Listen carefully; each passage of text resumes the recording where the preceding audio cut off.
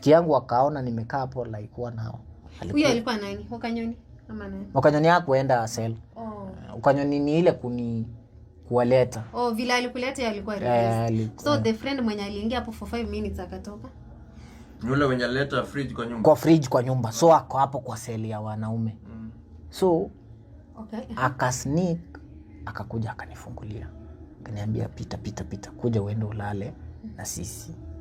Nilitoka hapo ndani kama nalia, nanuka. Ukiangalia video vizuri, nikienda cell nilikuwa na hood imeandikwa Matiang'i. Yes. Nilitoka na hood ya blue. Ya bluish. Yes. Yeah. That's simply because that day yenye nilikuwa huko ndani nilikuwa mchafu kabisa. I had to change some clothes. Na ile nguo ukiangalia hata saa hii sijaiosha, nilienda nikaitupa iko hapo nje. Hata nilifikiria kuichoma. So ukiangalia that clothes vizuri iko na, unaweza dhani huyu mtu kwani alikuwa analala wapi? Because huko kwa cell wanafagia, huwezi kuwa na mauchafu sana. So akakuja akanitoa pale, tukalala na wao. Kafika asubuhi kufika, hadi chai si kwenda kukunywa. Unajua chai mnaekewa chai hapo nje. Simply because ule askari ataniona na kuna mahali alikuwa ameniweka asiyuko pale. So life yangu ikakuwa, wengine hata wakiwa wamefurahia pale ndani, at least wana share stories. Unajua kuna ile mkae huu ulifanya nini ulifika hapa. Mimi sikufanya hii, waliniekelea but I'm here kushare the stories. Mimi siku hapo. Sasa mimi nimejificha, at least nilikuwa nimejificha kutoka hapa nje mpaka kwa cell umejificha. Mpaka kwa cell nimejificha. So that polisi asinione kuna mahali alikuwa ameniweka. Food zikipelekwa zinapelekwa mbili. Hata wacheck waone kama huko ama hauko. Ukiingia pale ndani Sheila, wako na kichuma fulani wanaweka. Hakuna kutoka pale ndani. So most of the police walikuwa wanajua niko pale ndani. Na ni kama discipline. So mimi wengine hata wakikula, mimi niko pale ndani nimelala. So Musiria tena akakuja usiku. That time ndo wakasema fungulia ule mwenye kijana mwenye tulikuwa tumeweka pale. Sasa wanadhani niko huko. But mimi niko kwa hii cell nyingine.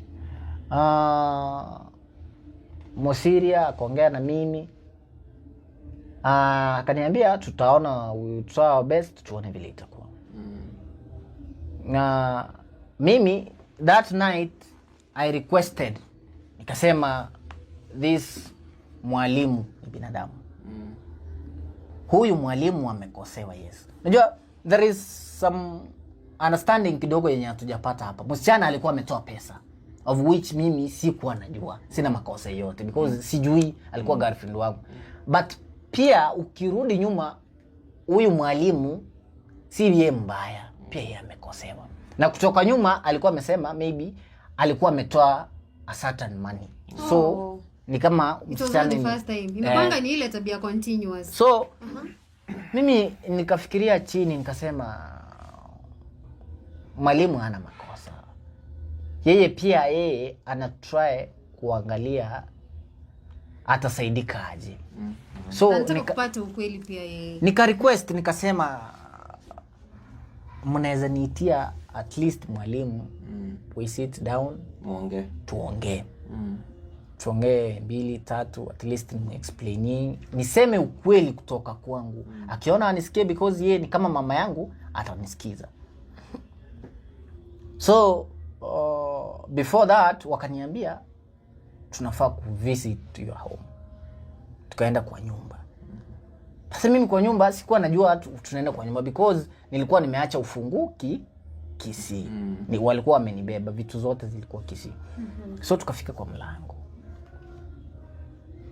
So askari what they did ni kuvunja mlango. Kukatoa vitu kwa nyumba. Kama ni yako, kama ni ilinunuliwa, they don't care. Walichukua everything kutoka kwa nyumba, hadi police station.